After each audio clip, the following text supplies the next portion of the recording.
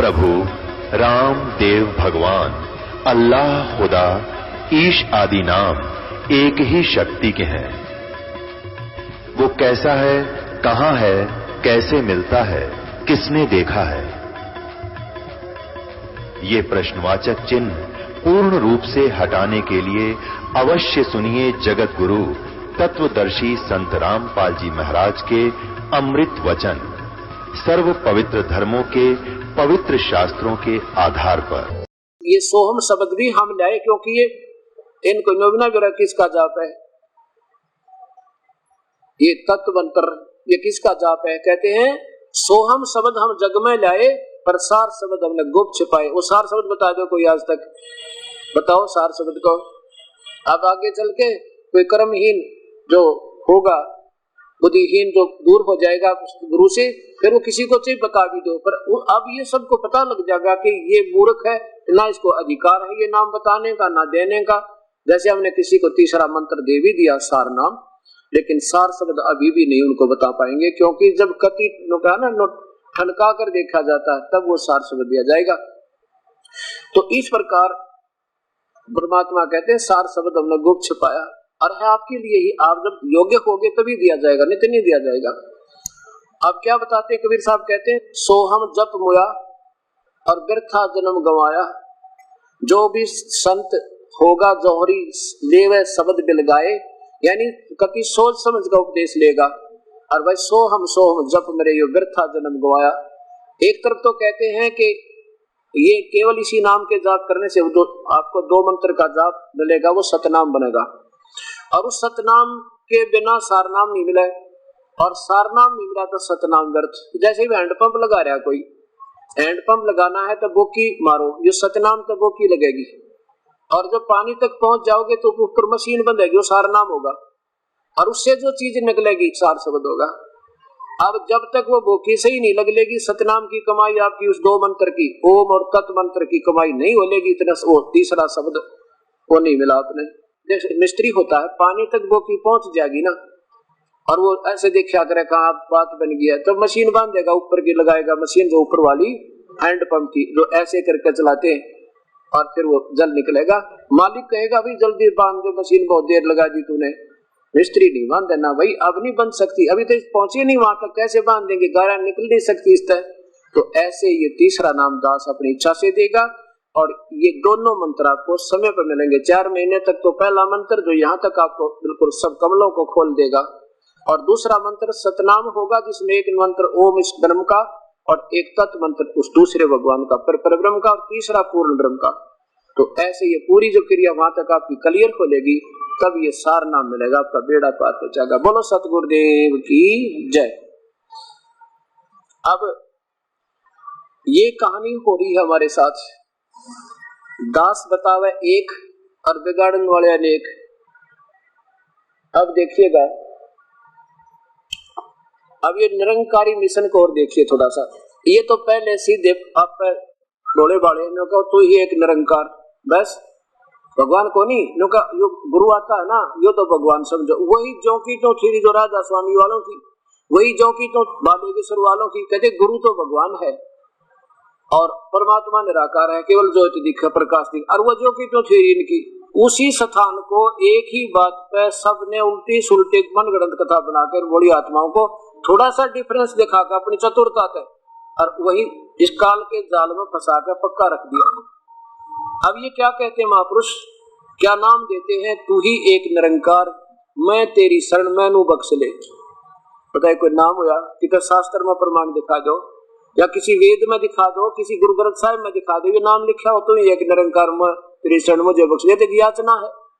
अब कैसे बात, जब तक वो नाम की कमाई जो वास्तविक मंत्र है, निज नाम है, उस बिना बात बढ़ेगी। देखिएगा अब किस किस ने समझाऊं, बंदी छोड़ के कुआ बांग पड़ी। जीवन शिक्षक निरंकारी बाबा गुरुवचन सिख महाराज जीवंत शिक्षक, नीचे देखिएगा निरंकारी मिशन, और इसमें ये कहां से प्रकाशित है,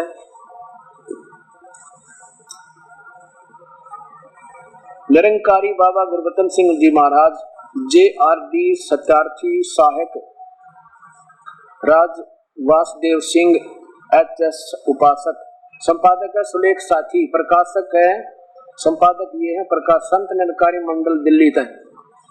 इसके 162 पृष्ठ पर आपको दिखाता हूं कि ये क्या नाम देते हैं। ये है मौलिकता, नीचे देखो पृष्ठ इनका 162।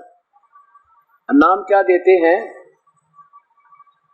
या देखिए कि एक बार ये अमेरिका पहुंच गए, वहां कोई विद्यार्थी मिले तो कोई उनके साथ कोई इनका सेवक था टंडन साहब, उसको गुरुजी ने बता दिया कि दे दे नाम टंडन जी, टंडन साहब नाम दे दे इनको, बता दे नाम। टंडन जी ने क्या बताया, फिर समन जब दे दिया ना उसने क्या दिया संस्कृत में, देखो अंग्रेजी भाषा में ज्ञान समझाया और हजूर के चरणों में पुष्ट हो गई। क्या समझाया यहाँ पे, अंग्रेजी भाषा में समझा दिया। क्या समझाया, फिर पूछा समन कौन सा दिया है, गुरु जी कह रहे हैं जा दे दे टंडन जी नाम। अच्छा, फिर टंडन जी ने क्या नाम दिया, गुरु जी ने पूछा पुरी साहब बाबा जी, पुरी साहब कहने लगे बाबा जी यही नाम दिया है, वन दाऊ फॉर्मलेस, फॉर्मलेस माने निराकार, फॉर्मलेस निराकार भगवान, जो वन दाऊ माने वो जो फॉर्मलेस है निराकार है, और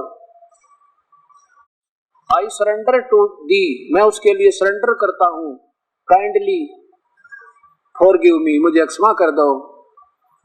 ये गुरबचन सिंह जी बोले यह तो ठीक है कि समझाने के लिए अपने सिमरन को भी ट्रांसलेट अनुवाद किया है, लेकिन पूरा ज्ञान नहीं दिया गया। आप जानते हैं कि भाषा कोई भी हो, गणित के फार्मूले में भी वही जुबान पर चढ़ जाते हैं जो मौलिक होते। इस पर ज्ञान किसी भी भाषा में दिया जाए, सिमरन एक ही है, एक तू ही निरंकार, मैं तेरी शरण मुझे बख्श लो, यही सुमरन हर मानव को देना है, ऐ बंदी छोड़ की जय। हे मेरे परमात्मा, कि आज देखो एक और तमाशा, पहले ऐसे ही क्या करते हैं, अब बहुत से भक्तात्मा मिले मुझे, कहते हैं जी हम बालेश्वर जी से नाम लिया हमने। अच्छा, एक बोला अभी तुरंत ही लिया था, एक ने तो मतलब पीछे आए थे, वो 1 साल पहले की 2 साल पहले की बात है, 2-3 वर्ष पहले आए थे, नदिया भी लिया था, और वो आए को 1 साल हो गया था वहां पे, उन्होंने अमेरिका से आए 1 वर्ष हो गया था, और वो जब वो बता रहा था उससे 2-3 महीने पहले बताया जी मैं नाम लेकर आया हूँ उनके आश्रम तक।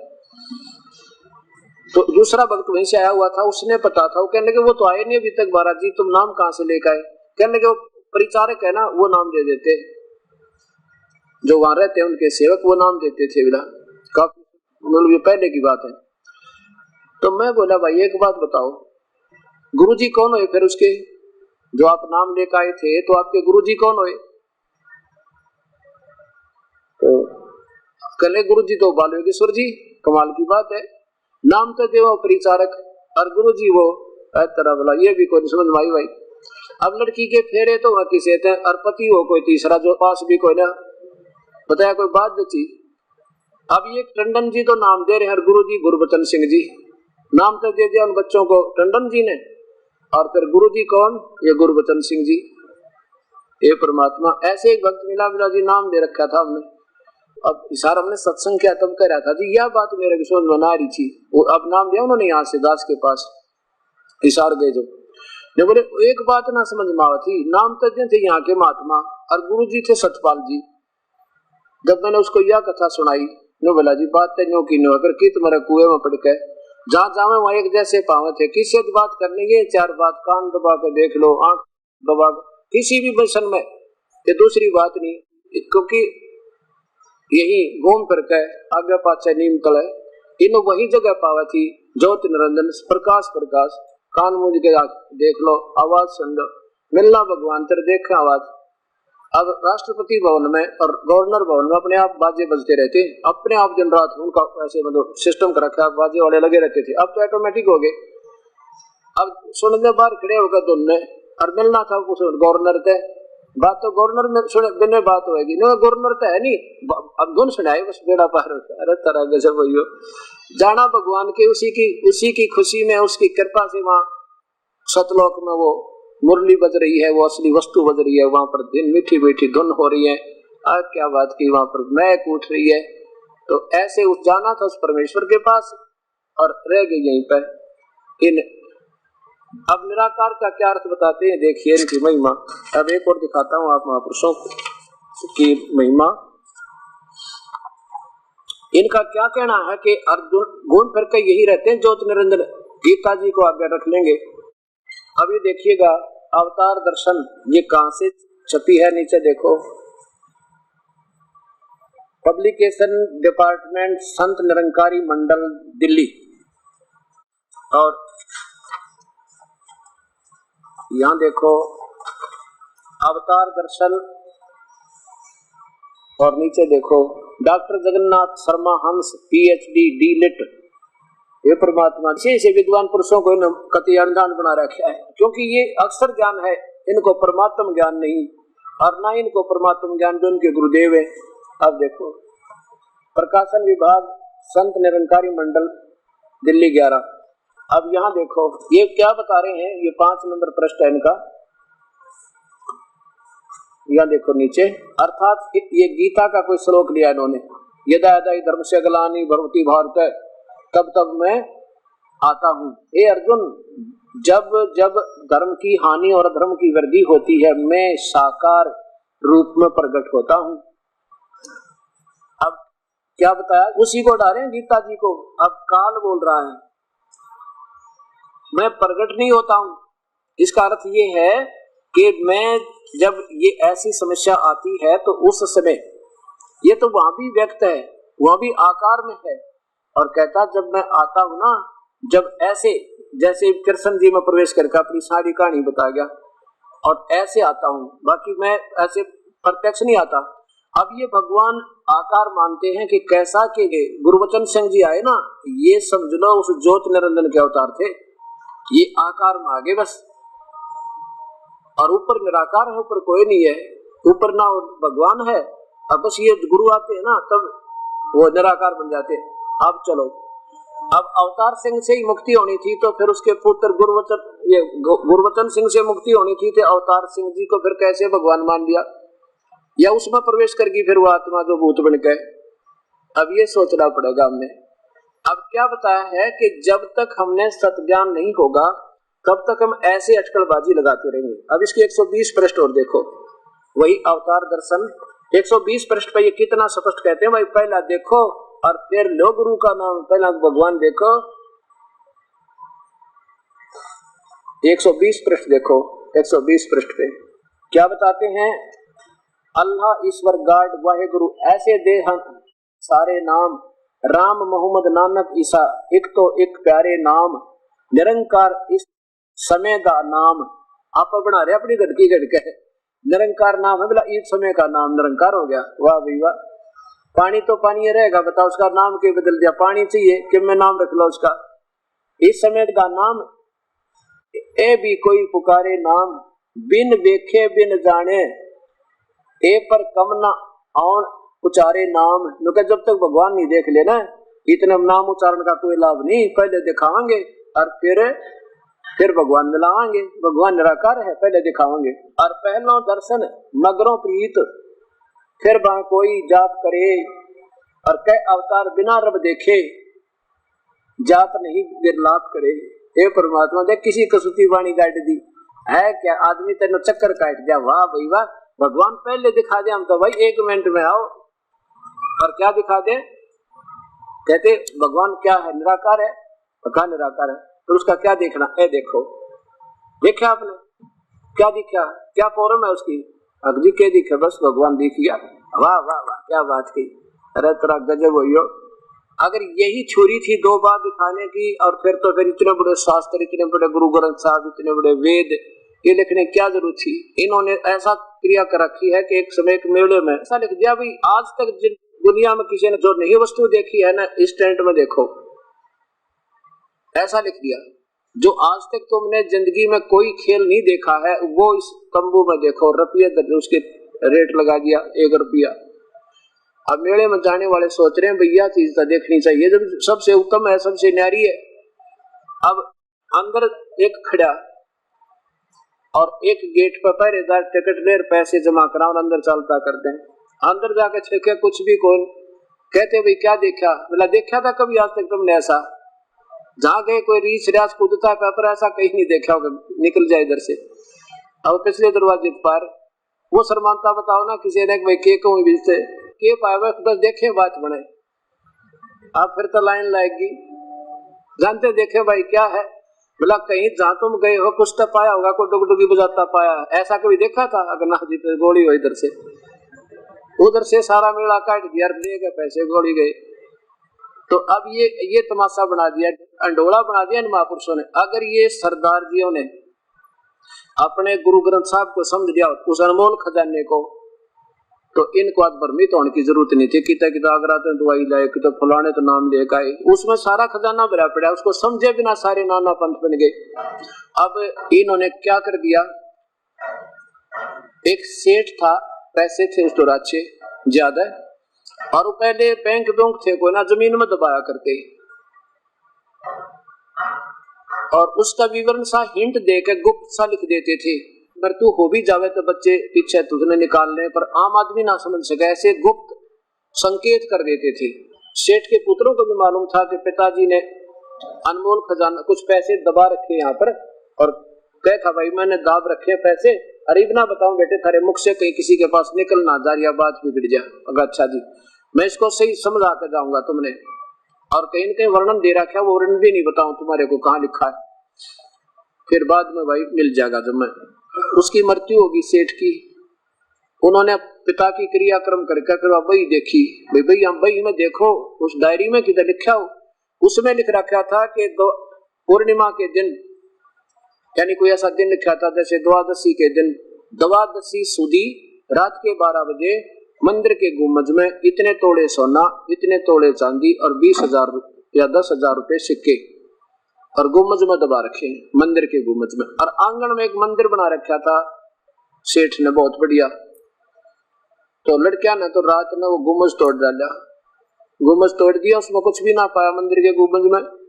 फिर चिंता हुई, वह पिताजी तो बड़े झूठ बोल गए, इसमें तो कुछ नहीं मिला हमने। वो फिर कुछ दिन के बाद अपने पिता के दोस्त के पास गए, कहने लगे ताऊ जी हमारे पिताजी ने धोखा कर दिया हमारे साथ, ना तो हमें बता कर गए, और जहाँ बताया लिखा था वही में वो स्थान पर हमने ढूंढ लिया, कुछ नहीं पाया। तो वो गांव वाले कहने लगे उनको, अरे निकम्मो तुम्हारे बाप ने तो मंदिर बनवाया ऐसा बढ़िया, और तुमने तोड़ दिया, कर्मीनो यो क्या किया। वो कहने लगे मेरे पिताजी यूं कह गए थे, इसने बढ़िया बनवाइयो भाई तोड़ के, इसने फिर बनवाएंगे हम बढ़िया सा। अच्छा भाई फिर तो ठीक है। अब वो पहुंचे उस ताऊ जी के पास, ताऊ जी पिता का दोस्त बोला भाई ऐसी बात नहीं हो सकती, पिता पुत्रों से कभी छुपा सकता है कोई चीज, कहाँ ले जाएगा बेचारा, तेरी समझ में नहीं आई वो कहाँ लिखा है, चलो मुझे दिखाओ। बोला जी सही लिखा है, और गुम्बज में लिखा, हमने ढूंढ के देख लिया सारा, कोई बात हमको अनजान है, अनपढ़ थोड़ी है। अब चलो मुझे दिखा दो जब एक बार, मैं देख लेता हूँ कहाँ वो लिखा हुआ उनका। लिखा हुआ देखा, लिखा हुआ क्या देखा कि सुदी द्वादशी यानी चांदनी द्वादशी या पूर्णिमासी जो भी दिन रखा था, रात के 12 बजे, और मंदिर के गुम्बज में। कहने लगे नकम्यो इस मंदिर ने तो नौका न बनवाओ एज इट इज, पहले तो गुम्बज बनवाओ इसका, और फिर आऊंगा मैं एक दिन। वो फिर पहुंचे उस दिन द्वादशी सुदी को, और जहां उस चंद्रमा की रोशनी से उसकी परछाई जाती ना गुम्बज की छाया, ने बोला यहाँ खोदो बेटा, वहां खोदा तो खजाना जो का तो पाया। तो ये सारे मंदिर का गुम्बज फुड़वानी टकरा गया हमने, अपने वास्तविक मूल शास्त्रों को नहीं समझ पाए। कहते गुरु बिन कहू न पाया ज्ञाना, जो तो तब चढ़े किसाना।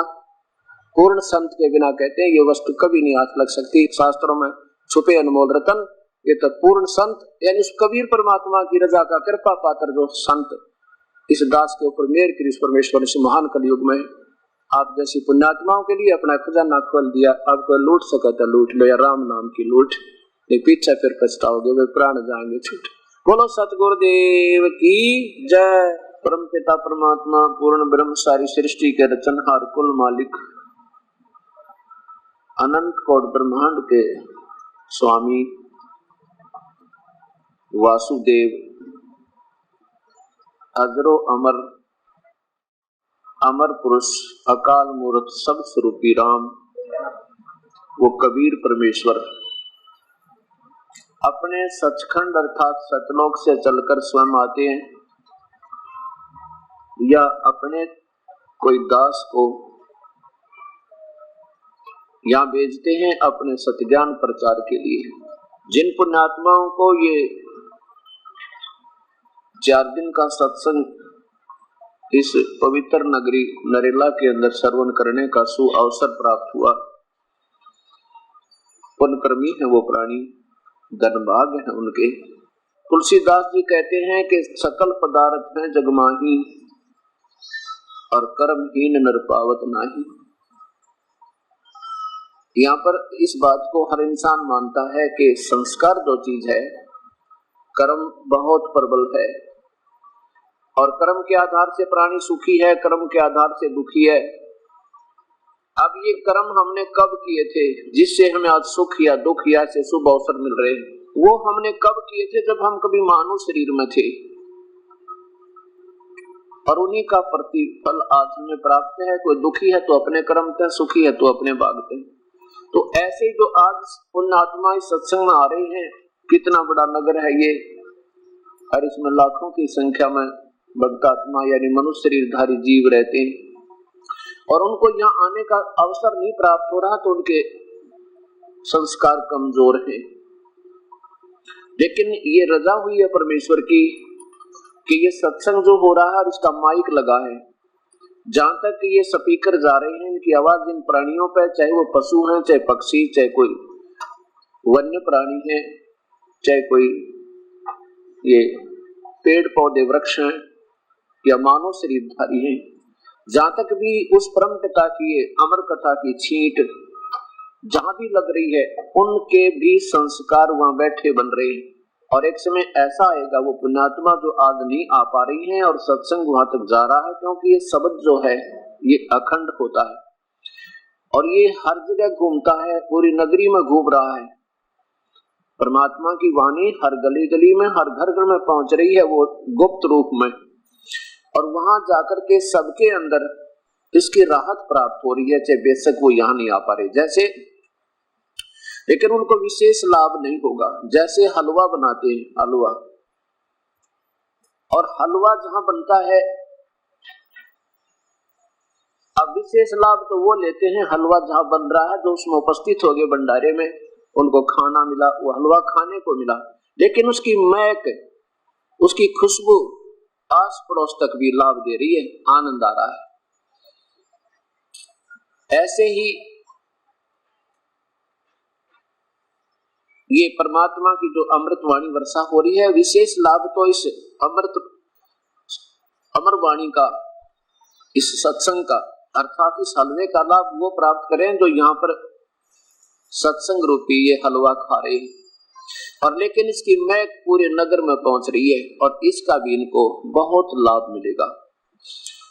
और कुछ आज तो कोई सोच रहा है ये संत निंदा करते हैं, दूसरों के संतों के बारे में ऊट-पटांग बोल रहे हैं, ऐसा नहीं समझना। ये तो माइक लगा के ऐसे बोलना तो सभ्य व्यक्ति का काम नहीं होता, और ऐसे कोई बोल के दिखाओ बिना किसी आधार के कोई प्राणी कोई बात करता है, वो इंसान ठीक नहीं। तो यहाँ जो भी प्रमाण आपके सामने आते हैं, उन्हीं महापुरुषों ने जो अपनी सोच बताई है वो पढ़कर सुनाई जाती है कि वो ये कह रहे हैं, और जिसके आधार पर पूरे समाज को आधारित कर दिया, भगत समाज को, और अपने वास्तविक शास्त्र इसके विपरीत बता रहे हैं, वो सही है। और कुछ दिनों के बाद फिर ये प्राणी आप आवेंगे और आंखों से इनके आंसू नहीं रुकेंगे और धिक्कारेंगे अपने आप को, जैसे बाबा नानक जी ने कबीर साहब से जो वार्ता की थी, कह दिया था तो कमीना है, ये क्या जाने भक्ति के बारे में। कह सकते हैं, कोई बड़ी बात नहीं, क्योंकि जब तक हमें ज्ञान नहीं होगा तो हम कुछ भी बोल सकते हैं। जब जानकारी होगी फिर आंखों में आंसू आते हैं। फिर उन्होंने आंखों में पानी भर के अपने आप को क्या कहा था गुरु नानक देव जी ने कि नानक नीच कहे विचार ये धानक रूप रहा करतार, मुख निंदा आख्या दिन रात, पर घर जो ही नीच मनात। मैंने आपके बारे में ना जरा के निंदा भी करी, कईयों को उठपटांग भी कहा, वो क्या जानता है। लेकिन कहते हैं नानक नीच कहे विचार, विचार के भयानक रूप रहा करता। और यहाँ तक कहा कि मैं दुष्ट पापी चोर जो अपने भगवान के बारे में गलत बोल गया। तो परमात्मा को तो मालूम है कि जब तक इनको नशा है, जैसे बाप अपने पुत्र को समझावा, बेटा तू ये शराब मत पीवे, तेरा ये रास्ता गलत है, इनके पास मत जा, जो तेरे साथी हैं ये अच्छे नहीं है। और वो शराब पी करके अपने बाप को ना जाने के कह दे, बुरा से बुरा शब्द बोल देता है। और जब नशा उतर जाता है फिर रोता है बैठ के अपने पिता के चरणों में बैठ के, पिताजी मेरे से गलती होगी, अगर मैंने कोई बात कही, अपशब्द कहा हो, तो आप मेरे भले में ही मेरे से बार बार मिल रहे थे, मुझे बुला रहे थे, कह रहे थे बेटा वहां मत जा।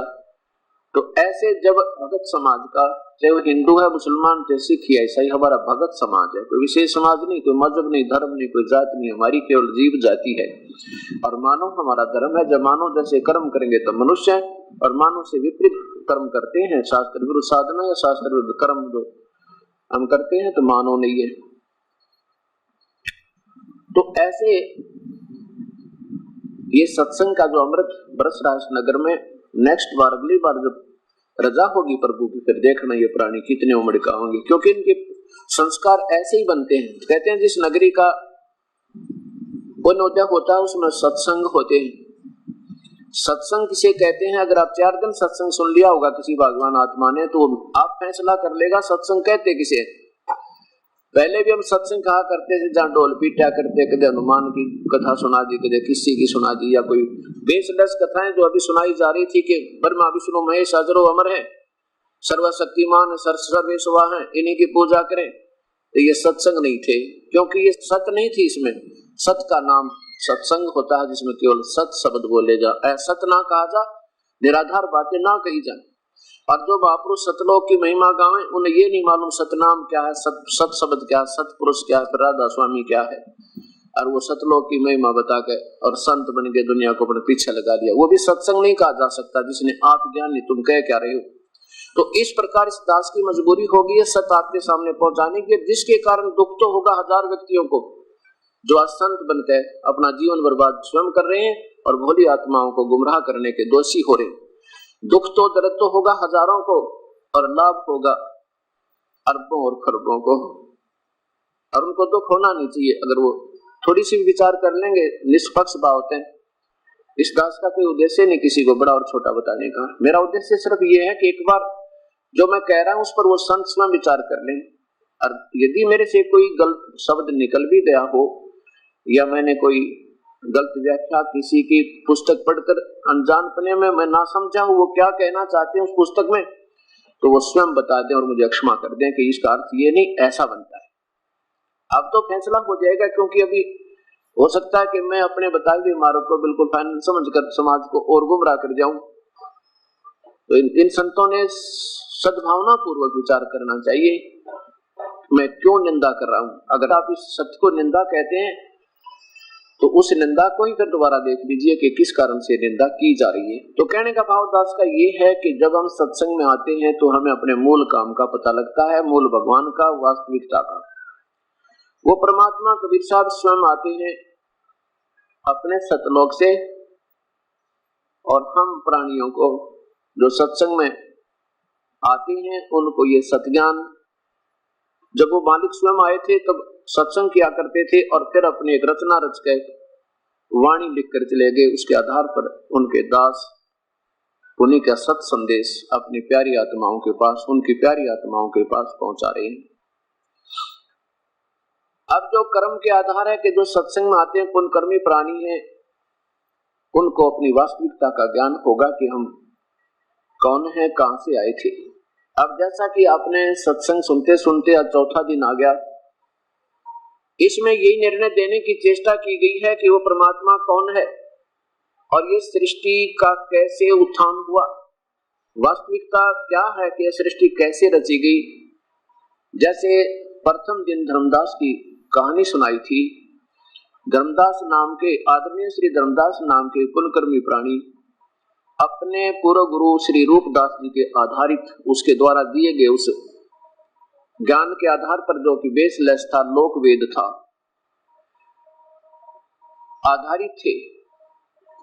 उनके बताए अनुसार तीर्थ भी करते थे, व्रत भी करते थे। श्री राम कृष्ण ब्रह्मा विष्णु महेश की पूजा भी करते थे और एकादशी का व्रत भी करते थे।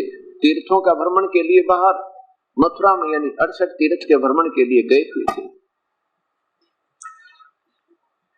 तब कबीर साहब ने उनको समझाने की चेष्टा की कि जैसे तुम गीता जी को मानते हो, श्री कृष्ण ने बोला, भगवान श्री कृष्ण ने गीता नहीं बोला। उसके अंदर वो सदाशिव यानी वो काल ज्योत निरंजन प्रवेश कर गया, जिसको लोग अव्यक्त कहते हैं, लेकिन वो अव्यक्त नहीं है, उसको निराकार कहते हैं। निराकार नहीं है, उसका आकार है, लेकिन वो कहता है कि मैं गुप्त रहता हूँ, अपनी योग माया तो छुपा रहता हूँ किसी के सामने, एज इट इज, जो का तो नहीं आता और रूप बना लेता हूँ। या एक ऐसा शरीर होता है कि हम देख नहीं सकते, हमारे आसपास वो रह सकते हैं, वो भी शरीर ही होता है। और फिर धर्मदास जी कह रहे थे कि मैं भगवान विष्णु और श्री कृष्ण का जाप जपता हूँ, तो कबीर साहब ने कहा था कि तुम जिसको कहो तुम नंद का लाल और वो कहे मैं सबका काल, तुम भगवान पूज रहे हो और वो खुद कहता है जिसके तुम कृष्ण मान रहे हो। चलो आप थोड़ी देर के लिए सोच लिए कि श्री कृष्ण जी बोल रहे थे गीता जी को, और वो कहते मैं तो काल हूँ, अर्जुन सबको खाऊंगा। और अर्जुन देख रहा है, कह रहा भगवान आप तो इन ऋषियों को भी खा रहे हो, आप तो इन देवताओं को भी खा रहे हो, जो आप ही की पूजा करें, ये सब आपके मुंह में गए और कुछ तो दाढ़ा में लटके पड़े हैं, आपके खा रहे हो, आपके ये खाते नजर आ रहे हो। इस बात को और सुन के धर्मदास बड़ा नाराज हो गया, कहने लगे आप तो मेरे भगवान की तरफ ऐसे ना कहो जिंदा। दूसरी बार फिर ऐसे शब्द कह दिए, क्योंकि हमारा पुराना रंग वासकता बहुत देर से छूटती है, तो परमात्मा अंतर ध्यान हो गए, दिखाई ना दिए उनको। दूसरी बार अंतर ध्यान हो गए और धर्मदास जी को ये कहानी सारी समझ में आ गई कि ब्रह्मा विष्णु महेश ये ज्योत निरंजन काल के पुत्र हैं और दुर्गा इनकी माता है। जैसा कल भी आपको दिखा था शिव महापुराण के अंदर, ये सदाशिव ये स्वयं काल है, ज्योत निरंजन ब्रह्म है, दुर्गा इनकी पत्नी महापार्वती रूप में इसके साथ उस ब्रह्मांड में एक ब्रह्मलोक के अंदर स्थान बनाया हुआ है। सतोगुण एक प्रधान, एक रजोगुण प्रधान, एक तमोगुण प्रधान, इन तीनों स्थानों पर ये स्वयं ही काल ज्योत निरंजन सतोगुण प्रधान क्षेत्र में ये महाविष्णु रूप में स्वयं रहता है, दुर्गा को महालक्ष्मी रूप में रखता है, और तमोगुण प्रधान में ये सदाशिव नाम से रहता है और दुर्गा को महापार्वती रूप में रखता है, और रजोगुण प्रधान क्षेत्र में ये स्वयं महाब्रह्मा रूप में रहता है, ये काल और मां सावित्री रूप में अपनी पत्नी को रखता है। अब देखिएगा एक ब्रह्मांड का लघु चित्र, ये एक अंड कहो चाहे पिंड कहो चाहे ब्रह्मांड कहो, इसे ये एक ब्रह्मांड है। इसमें इस काल भगवान ने ज्योत निरंजन ने इसके 21 ब्रह्मांड है, उनमें 21 ब्रह्मांडों में ऐसी स्थिति है, सब में 20 ब्रह्मांड ऐसे समझो और 21 में वो समृत। यहाँ देखो ये ब्रह्मलोक में ये काल स्वयं महाविष्णु और दुर्गा को मां पार्वती रूप में रखता है। यहाँ से तो इनसे जो पुत्र उत्पन्न होता है उसको ये सतोगुण बना देते हैं और उसका नाम विष्णु रख देते हैं, फिर बेहोश कर देते हैं। उसके बाद ये मतलब ये तीन ऐसे, ये तमोगुण प्रधान क्षेत्र है, इसमें ये स्वयं मां शिव रूप में रहता है और दुर्गा को अपनी पत्नी मां पार्वती रूप में रख करके वहां जो पुत्र उत्पन्न होता है उसको तमोगुण बनाकर उसका नाम शिव रख देते हैं, और जो सतोगुण प्रधान क्षेत्र में पुत्र उत्पन्न होता है इन दोनों के संयोग से उसको सतोगुण बना करके विष्णु नाम रख देते हैं, और फिर ब्रह्मा रूप में ये स्वयं काल रहता है और मां सावित्री रूप में दुर्गा को रखता है। इन दोनों के संयोग से जो यहाँ पुत्र उत्पन्न होता है उसका नाम ये ब्रह्मा रखते हैं और रजोगुण बना देते हैं, फिर इसको बेहोश कर देते हैं। तीनों को छोटे छोटे होते हैं तब ये, और जब ये जवान होते हैं फिर इनको होश में ला देते हैं। ब्रह्मा को कमल के फूल पे, विष्णु को शेषनाग की सैया पे, समुद्र में एक बहुत बड़ा समुद्र है ब्रह्मलोक के अंदर, और शिव को कैलाश पर्वत पे, उसी जहाँ पर ये कैलाश पर्वत है उस ब्रह्मलोक में भी एक कैलाश पर्वत है। जवान होने के बाद तीनों की शादी करके ये दुर्गा अलग से लोक बना रखे, तीनों भगवानों के अपने काल में अपने बेटों को अलग से राजधानी दे रखी, और ये यहाँ नहीं जा सकते उसकी रजा बिना, बिल्कुल नहीं जा सकते, इनकी समर्थता नहीं है। ब्रह्मा लोक, विष्णु का लोक, श्री शिव का लोक, तीन बनाते, तीनों को इन केवल तीन लोक के मुखिया बना रखे, स्वर्गलोक, पाताल लोक और पृथ्वी लोक के। अब इस प्रकार समझना। अब देखो ऐसे ऐसे 21 ब्रह्मांड है इस काल के ज्योत निरंजन के, और धर्मदास इस बात से नाराज हो गया कि तुम हमारे भगवान श्री कृष्ण को काल क्यों कह रहे हो। ज्योत निरंजन काल ब्रह्म के लोक 21 ब्रह्मांड का लघु चित्र। इस काल में ये पूरी व्यवस्था बना रखी है। इसमें 20 ब्रह्मांडों को ऐसे रोका हुआ है और 21 में ये ऊपर रहता है। इसमें एक महाब्रह्मांड जितना स्थान इसने ये लिया हुआ है। और नीचे देखिएगा, ये जो आपने देखा स्थान अभी एक ब्रह्मांड, ये गेंद सी नजर आ रही है, ये एक ब्रह्मांड समझो जिसमें ब्रह्मा विष्णु महेश केवल एक विभाग के एक गुण युक्त है, गुण के मंत्री है, एक विभाग के मंत्री है, एक 3 लोक बस। और ऐसे ऐसे 5 ब्रह्मांडों का ग्रुप बनाकर एक महाब्रह्मांड, ये महाब्रह्मांड कहलाता सारा बना दिया। ऐसे ऐसे 4 महाब्रह्मांडों में 20 ब्रह्मांडों को रोक के इनके चारों तरफ फिर ये स्थान जो खाली, ये वैक्यूम प्लेस बोले इनको, सुन स्थान, ये बीच में खाली स्थान 2 लाइन के बीच में दिखा, ये सुन स्थान होता है। इनके सबको ऐसे बंद कर दिया, ये कहीं नहीं जा सकते इससे बाहर। और हर महाब्रह्मांड को भी ऐसे बंद कर दिया और प्रत्येक ब्रह्मांड को भी ऐसे देखो, ये ब्रह्मांड है, इसके चारों तरफ भी ये ऐसे कर दिया और इस ब्रह्म लोक के चारों तरफ भी ऐसा ही कर दिया इसने। हर के बाद शून्य है और ऐसे विष्णु लोक के चारों तरफ भी शून्य है और इनमें द्वार होते हैं निकलने के, और वहां से ये अपने लोकों से किधर से भी जा सकते हैं इनमें, लेकिन इसमें प्रवेश ये नहीं कर सकते। ऐसे ही कहते हैं संत ने ब्रह्मांड फोड़ दिया। एक शरीर की मालिक कपाली यहाँ से निकालकर शरीर से आत्मा बाहर निकाल दी तो वो कहाँ जाएगा, ये ब्रह्मांड समझो, और यही शरीर का नक्शा है। इससे निकलने के बाद वो आत्मा जिसने कहते हैं ब्रह्मांड फोड़ दिया और वही मुक्त हो गया। वो इस बीच में खाली स्थान है, सुन से बहुत लंबा चौड़ा, कई करोड़ों किलोमीटर यानी योजन का तो इसकी चौड़ाई है। इसकी थोड़ा सा दिखाई देता आपको, और ये तो बहुत लंबा चौड़ा। तो इसमें ये चक्कर काटता रहता है, यहाँ घूमता रहता है, मस्ती मारता रहता है। जब इसके पुण्य समाप्त हो जाते हैं और फिर ये यहाँ नरक में आ जाता है और फिर पशु बन जाता है। ये 21 ब्रह्मांड काल के इन 20 ब्रह्मांडों को ऐसे रोक के 21वां एक महाब्रह्मांड तुल, ये स्थान भाव से, क्योंकि सारी चीज दिखाने के लिए बहुत बड़ा दिखाना पड़ा, ये सारे, ये पूरा एक महाब्रह्मांड है इतना। इसमें इसने क्या किया है कि यहाँ एक लॉक लगा रखा है, यहाँ देखो, यहाँ से 3 दिशा हो जाती है, एक तो सीधी जाती है, एक इधर आ जाती है, एक ऐसे। इसने हर ब्रह्मांड में ऐसा ही बना रखा है, हर ब्रह्मांड में। लेकिन यहाँ पर फिर ये लॉक ऐसा लगा दिया कि इधर से कोई नहीं जा सकता जब तक कबीर परमेश्वर का वो सतनाम ना होगा। ये लॉक, ये बजर कपाट, कुल्फ यानी ताला, ये इधर जा सकते हैं, इधर जा सकते हैं। ये 21 ब्रह्मांड एक ब्रह्म यानी ज्योत निरंजन काल के समझो। और अब देखो ये ब्रह्मांड हो गया, ये 21 ब्रह्मांड ब्रह्म के, ज्योत निरंजन के, अपर ब्रह्म और पूर्ण ब्रह्म और ब्रह्म, इन तीनों की स्थिति समझिए। अब ये है कुल सारे लोग, असंख्य ब्रह्मांड। ये तो सतलोक है जो आपको नीला नजर आता है सारा, ये सब इसको छोड़। ये ऊपर अनामी लोक, ये केवल संकेत दिए हैं या अभाव है कागज का इसलिए नहीं बना पाई। और ये अगम लोक, ये अलग लोक, ये भी बहुत विस्तृत है।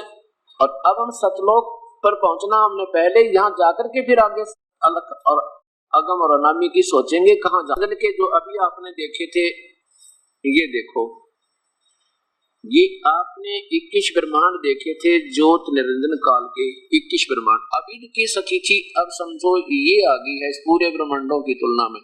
ये भी बहुत बड़े दिखा दिए क्योंकि ये दिखते रहने चाहिए ताकि आपको हमने ब्रह्मा विष्णु महेश की स्थिति समझाने के लिए। वैसे तो ये सारे इसके 21 ब्रह्मांड इस गेंद से भी छोटे आ जाएंगे पूरों की तुलना में। तो अब ये 21 ब्रह्मांड ज्योत निरंजन के और ये यानी ब्रह्म के, और ये 7 संख ब्रह्मांड, ये 7 संख ब्रह्मांड जो ब्राउन कलर के, ये पर ब्रह्म के, अक्षर पुरुष के, और ये बाकी जो सारे कुल ये सतलोक, असंख्य ब्रह्मांड इधर है, असंख्य इधर है, ये इन्फिनिटी, और ये ऊपर के लोग, ये सारे, इन पर भी प्रभु, इन पे भी प्रभु, इनका सबका प्रभु ये कबीर देव है।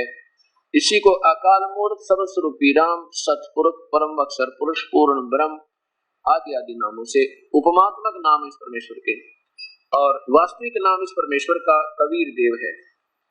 अब जैसे गीता अध्याय नंबर 15 का आपने सुना था कि ऊपर को जड़ वाला, नीचे को शाखा वाला। ये उल्टा लटका हुआ संसार रूपी वृक्ष है अर्जुन, और जो संत इन सब ब्रह्मांडों को जानता है उसको समझो वो तत्वदर्शी संत है। अब देखो गीता अध्याय नंबर 15 लीजिए पहले, और श्लोक नंबर 1 को ही आपको दिखाएंगे। 1 2 3 4 जिस आप स्वयं फैसला करने लग जाओगे कि ये संत अभी तक हमें क्या बता रहे थे, वास्तविकता क्या है, शास्त्र क्या बताती है, इनकी अपनी सोच हमें क्या शिक्षा दे रही है, जो सत्य है या असत्य है ये स्वयं फैसला कीजिए। श्रीमद् भगवत गीता, गीता प्रेस गोरखपुर से प्रकाशित है, और इसमें देखिएगा 15 नंबर अथ पंचदशो अध्याय, अथ 15वां अध्याय पहला श्लोक देखिएगा। ऊर्ध्व मूलम, आदि पुरुष परमेश्वर मूल वाले कि संसार रूपी वृक्ष उल्टा लटका हुआ संसार रूपी वृक्ष है, और जड़ तो समझो पूर्ण परमात्मा है उसकी, पूर्ण ब्रह्म। ये देखिएगा आदि पुरुष परमेश्वर मूल वाले, ये देखो आदि पुरुष परमेश्वर तो मूल है, और तीनों गुण रूपी शाखा है, नीचे को शाखा अधः शाखम, नीचे को शाखा वाले इस संसार रूपी पीपल के वृक्ष को अविनाशी कहते हैं, जैसा इन्होंने टीका किया है। और जो संत इस पूरे संसार रूपी वृक्ष को मूल सहित जड़ भी बता दे कौन है, तना भी बता दे कौन है, और पुरुष ये दार बता दे कौन है, और टहनी बता दे कौन है, उसको तत्वदर्शी संत समझना। वह सह वेदवित, वो वेद के तात्पर्य को जानने वाला है, बाकी बनावटी बातें बना रहे हैं वो तत्वदर्शी नहीं है। अब देखो आपके सामने क्या है कि ये जो अभी आपने पूर्ण ब्रह्म असंग ब्रह्मांड का मालिक देखा था, वो तो समझो सारे ब्रह्मांडों का कुल मालिक जड़ रूप है। जड़ माने जिससे खुराक चलती है, जो सबका पालन करता, ये पूर्ण ब्रह्म परम अक्षर पुरुष पूर्ण ब्रह्म कबीर साहब जो है ये तो जड़ है। इन जड़ों से ही सभी को राहत मिलती है। अब ये क्या है तना। अब यहाँ देखो जब वृक्ष जड़ से ऊपर ऊपर नजर आता है, जमीन से बाहर दिखाई देता, उसको क्या कहते हैं? वृक्ष, पेड़। परमात्मा कबीर साहब अपनी रची हुई रचना को आप ही बता रहे हैं। अक्षर पुरुष एक पेड़ है, निरंजनवा की डारे, तीनों देवा शाखा है, ये पाते रूप संसार। अक्षर पुरुष ये पेड़ जमीन से बाहर नजर आ रहा है, ये पेड़ समझो। तना तो उसका अक्षर पुरुष है, तना अक्षर पुरुष यानी ब्रह्म, पर ब्रह्म, जैसा कि जिसके साथ संग ब्रह्मांड आपने ये ब्रह्मांड देखे थे। ये देखो ये तो पारब्रह्म, तना तो समझो पारब्रह्म, और ये जड़ है, ये मूल, ये पूर्ण परमात्मा। इसका उदाहरण के लिए उल्टा लटका हुआ वृक्ष, एक सिंपल साधारण उदाहरण देने के लिए भगवान ब्रह्म काल बोल रहे हैं। ये तो समझो जड़ है, और ये इसका तना है, और ये एक डार निकली। 21 ब्रह्मांड का मालिक केवल एक डार है, और ये इसकी शाखा, तीनों गुण रूपी शाखा है। अब यहाँ देखो ये अक्षर पुरुष तो ज्योत, ये परब्रह्म है, ये तो तना, और ये ब्रह्म सरपुरुष, ये एक डार निकली वृक्ष है। और उस डार के फिर आगे 3 टहनियां, रजगुण ब्रह्मा, सतगुण विष्णु, तमगुण शिव जी रूपी टहनियां हैं।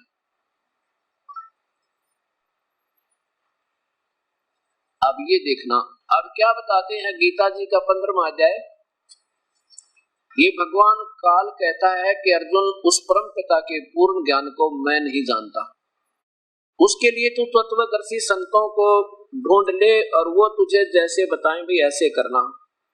अब मैं नहीं जानता उस परम पिता के पूर्ण ज्ञान को, और जो इस तत्वदर्शी संत हो उनके पास जाइए, उनको दंडवत प्रणाम करने से। ये देखिए गीता जी का अध्याय नंबर 4 का श्लोक 34 देखो, जिसमें गीता बोलने वाला भगवान अपने हाथ खड़े कर देता है कि मैं उस परमात्मा के बारे में नहीं जानता, वो तो वो संत है। उस ज्ञान को तू तत्वदर्शी ज्ञानियों के पास जाकर समझ, उनको भली भांति दंडवत प्रणाम करने से, उनकी सेवा करने से और कपट छोड़कर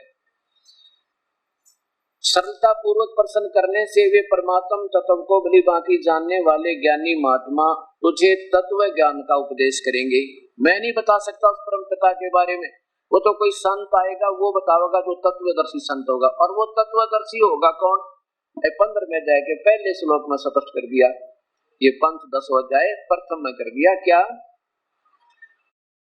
कि आदि पुरुष परमेश्वर मूल वाले, यानी उस उल्टे लटके हुए संसार रूपी वृक्ष की जड़ तो पूर्ण परमात्मा है। वो पूर्ण ब्रह्म आदि पुरुष सबसे पहले का भगवान सर्वशक्तिमान पूर्ण ब्रह्म मूल वाले अधः शाखम।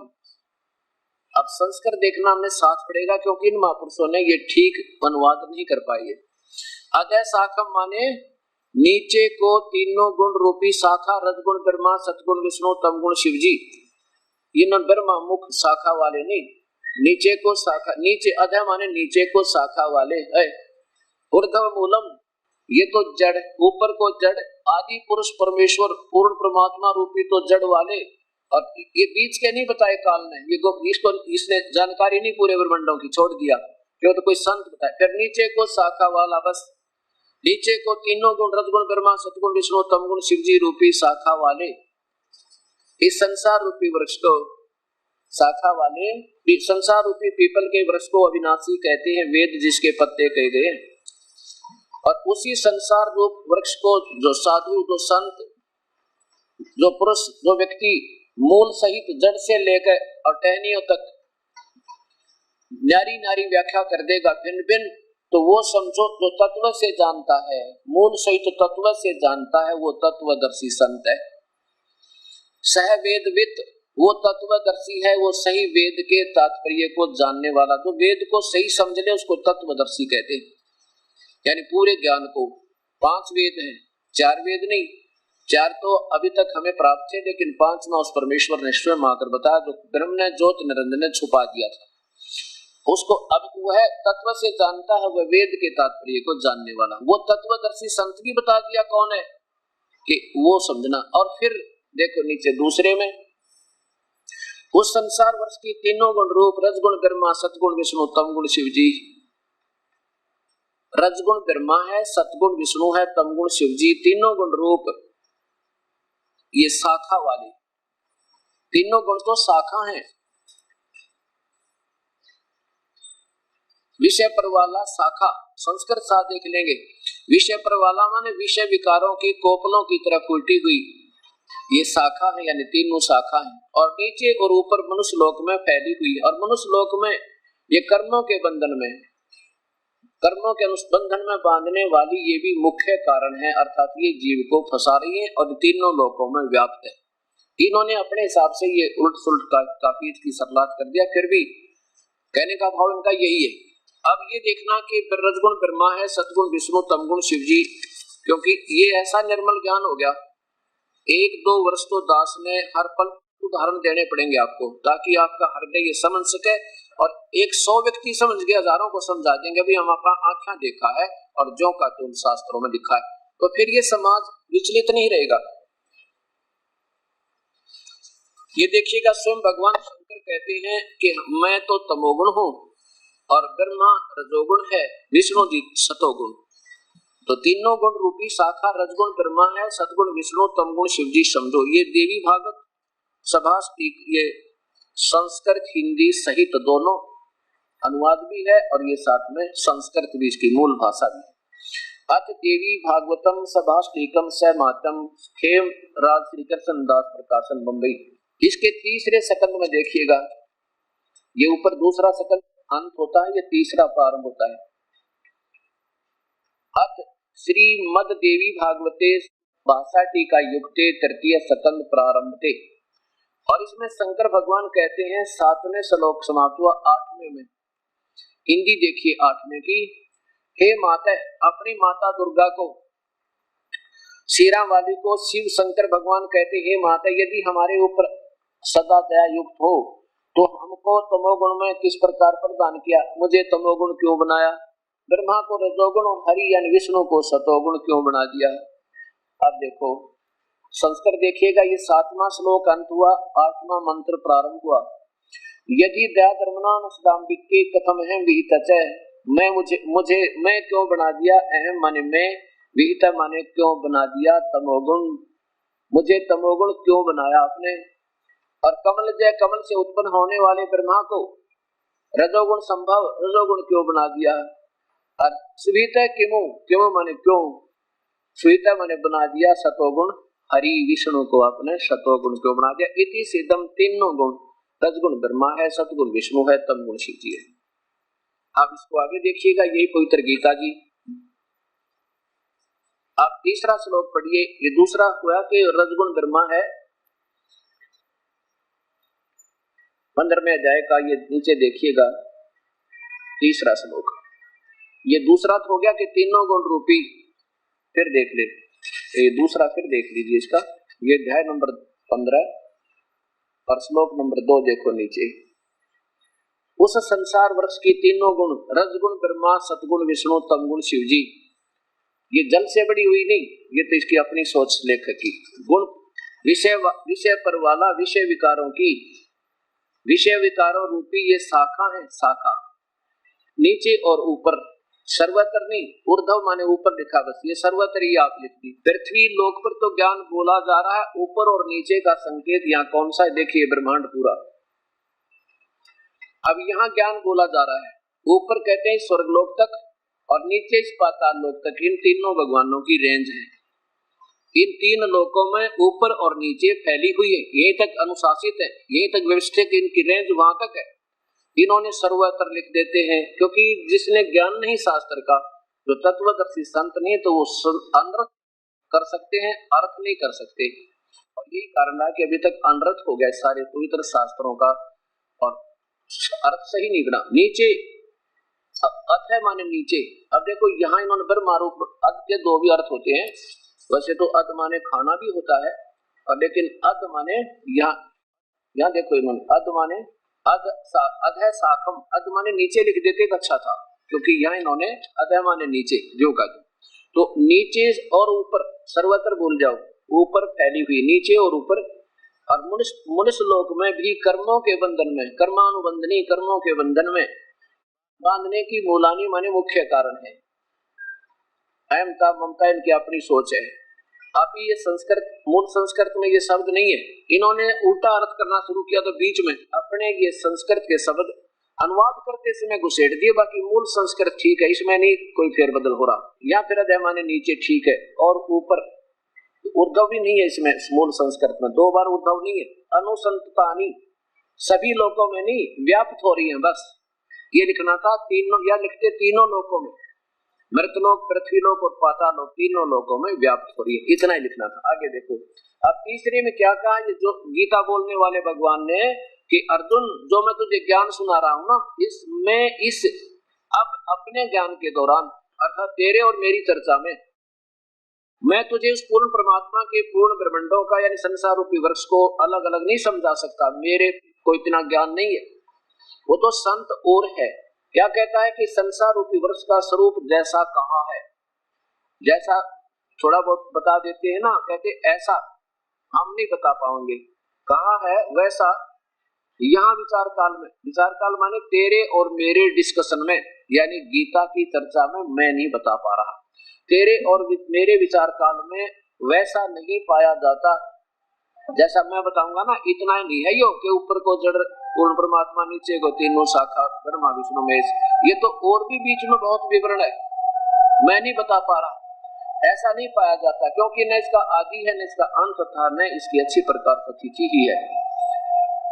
इसलिए ये सुविरुद्ध मूलम, सुविरुद्ध माने अति दृढ़ मूल वाले, ये नहीं, ये भूल जाओ, अति दृढ़ मूल वाले संसार रूपी पीपल के वृक्ष को दृढ़ वैराग्य रूपी शस्त्र द्वारा काटकर, अब काटकर इन्होंने छोड़ दिया जो का तुम, इसका अर्थ ये बनता, भावार्थ लिखना कि उस सत्य ज्ञान रूपी तत्वदर्शी संत बताएगा, उस सत्य ज्ञान रूपी सच्चे हथियार हैं, सत्य ज्ञान रूपी हथियार हैं, शस्त्र हैं, इसको काटा जा सके, इस उलझी हुई गुत्थी को समझाया जा सकता। आगे देखो, और फिर चौथे में कमाल कर दिया कि जब तेरे भाग उदय हो जाए अर्जुन, अर्थात सभी प्राणियों को संकेत है इसमें कि किसी का भाग उदय हो जाए, वो संत मिल जाए, तत्वदर्शी संत सारे ब्रह्मांडों की न्यारी न्यारी व्याख्या करता हुआ, कहते उसके बाद उसके चरणों में गिरकर दंडवत प्रणाम करके विनम्र भाव से अपना कल्याण करवा लेना, और फिर जैसे वो संत का केवल उसी परमात्मा की भक्ति करना और मत करना। अब देखो उसके पश्चात उस परम पद रूप परमेश्वर को बड़ी भांति खोजना चाहिए, जिसमें गए हुए साधक व्यक्ति फिर लौटकर संसार में नहीं आते, अर्थात उनका फिर जन्म मृत्यु नहीं होता। और जिस परमेश्वर से यानी पूर्ण परमात्मा से, जिस परमात्मा से पुरातन संसार वृष्टि प्रवृत्ति विस्तार को प्राप्त हुई है, अर्थात जिसने सारे ब्रह्मांडों की रचना की है, और मैं भी उसी परमात्मा की शरण में हूँ, मैं भी उसी आदि पुरुष नारायण आदि पुरुष मूल वाले, मैं भी उसी की शरण में हूँ। और इस प्रकार दृढ़ निश्चय करके उस परमेश्वर का मनन और निधिध्यासन करना चाहिए। जब तक वो ना मिले तो मेरी भक्ति करो, उससे अच्छी तो मेरी है ब्रह्मा विष्णु महेश की छोड़ के, ऐसे गीता बता रही है। और जब वो मिल जाए तो केवल उसी की करो और मत करना भाई। उसके पश्चात उस परम पद रूप परमेश्वर का की भली भांति खोज करनी चाहिए, जिसमें गए हुए पुरुष फिर लौटकर संसार में नहीं आते, अर्थात फिर उनका जन्म और मृत्यु नहीं होता। और अपने बारे में भगवान कहते हैं, अर्जुन तेरे और मेरे बहुत जन्म वाली है, तू नहीं जानता मैं जानता हूँ। देखिए हम तो अविनाशी है, नासवान है, अविनाशी नहीं है। अध्याय नंबर 4 का श्लोक नंबर 5 है। हे परंतम अर्जुन, मेरे और तेरे बहुत से जन्म हो चुके हैं, उन सबको तू नहीं जानता, मैं जानता हूँ। इति सिद्धम, गीता बोलने वाला भगवान अजरो अमर नहीं है, ये नासवान है। आगे देखो 15वें अध्याय का 4था श्लोक है, जिसमें गए हुए पुरुष फिर लौटकर नहीं आते, और जिस परमेश्वर से पुरातन संसार रूपी वृक्ष की प्रवृत्ति प्राप्त हुई है, उसी आदि पुरुष नारायण की मैं शरण हूँ। आदि पुरुष कौन है?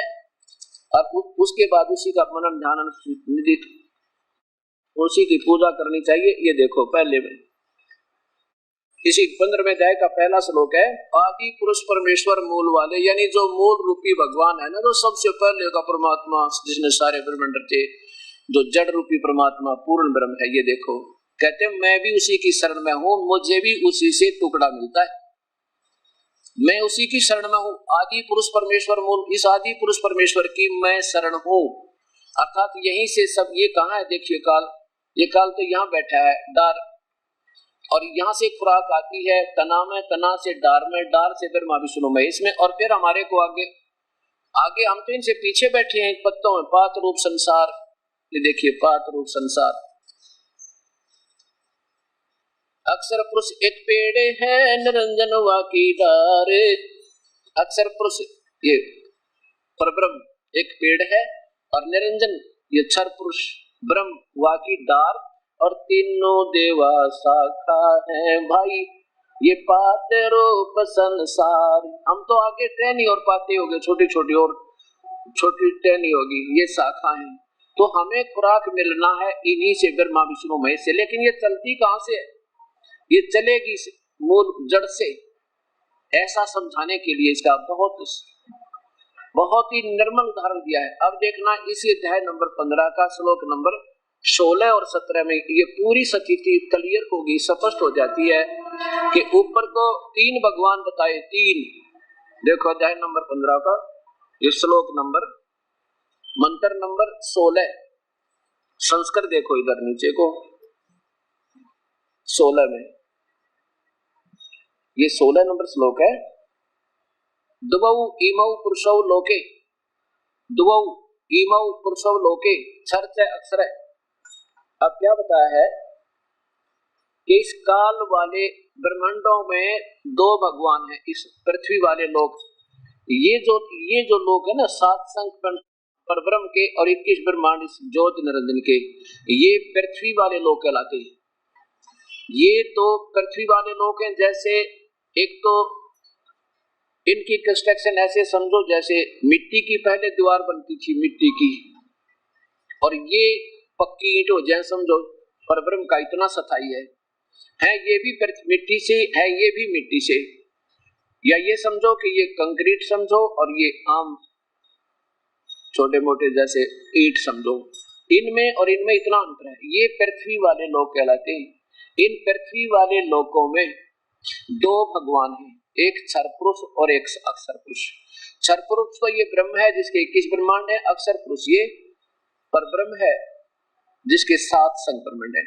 इसमें क्या बताया कि ये तो सीधा नासवान है, क्षर पुरुष ब्रह्म तो, और परब्रह्म जो है ये अविनाशी कहा है अक्षर पुरुष, अक्षर माने जिसका विनाश ना हो, अक्षर का अर्थ ये होता है, क्षर माने नाशवान, अक्षर माने जो विनाश नाशवान ना हो, इसलिए इसको भी नाशवान कहा है। क्यों कहा है कि जैसे एक तो चीनी का एक मिट्टी चीनी का कप हो सफेद चाय पीने वाला, वो तो स्वाभाविक ज्ञान है सभी को कि गिरते टूटे, ये तो नाशवान है, अस्थायी। और दूसरा जो स्टील का कप हो, स्टील का उसकी तुलना में नाशवान नहीं, अविनाशी दिखे, बहुत स्थायी है, लेकिन समय आने पर उसमें भी जंग लगेगा, स्टील का विनाश होगा, मिट्टी होगी, लेकिन होगी बहुत लंबा समय लगने से।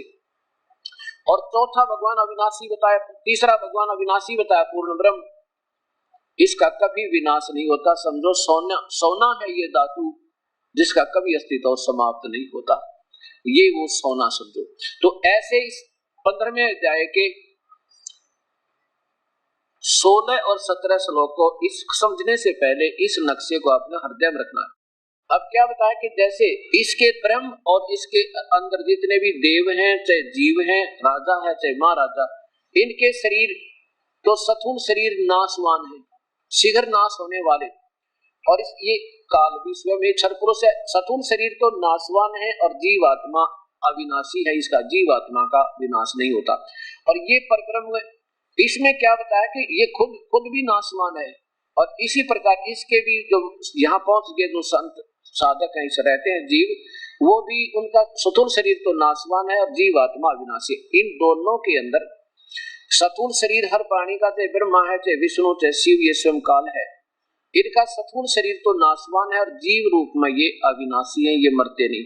और इसी प्रकार परब्रह्म भी यानी इसके दोनों के शरीर में जीवात्मा का स्थूल शरीर तो नाशवान है और जीवात्मा तो अविनाशी है, स्थूल शरीर इसमें भी नाशवान है, पर इसमें और इसके नाश होने में थोड़ा समय गना लगे, इसमें ज्यादा स्थायी है इससे, और लेकिन ये वो स्थान है, इस परब्रह्म का भी विनाश होगा बहुत समय में, लेकिन ये पूर्ण परमात्मा का कभी विनाश नहीं होता, इसलिए इसको अविनाशी कहा है, बाकी सब नाशवान फिर भी सिद्ध करते हैं।